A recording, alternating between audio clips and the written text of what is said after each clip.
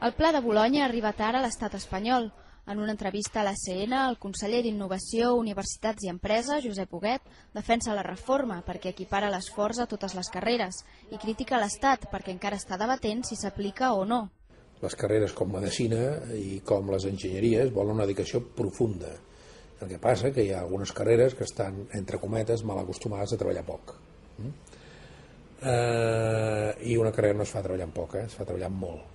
I el tema de les beques, la competència la tenim, hi ha sentències del Constitucional reiterades que ho afirmen així, però el govern de l'Estat no fa els seus deures i no traspassa.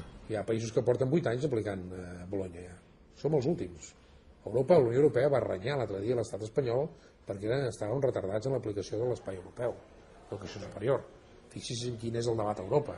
Estic intentant un debat que no té res a veure amb Europa. La generació jove ha d'entendre que estem en aquest moment. Poden ser la primera generació més pobra que els pares. I això és el que s'ha de plantejar la gent. Com evitar que ens passi això? Huguet és també responsable de les empreses.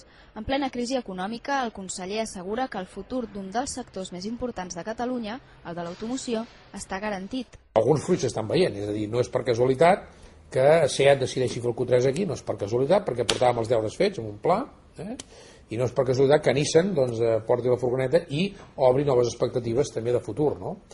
I això ho fem també amb la PIME.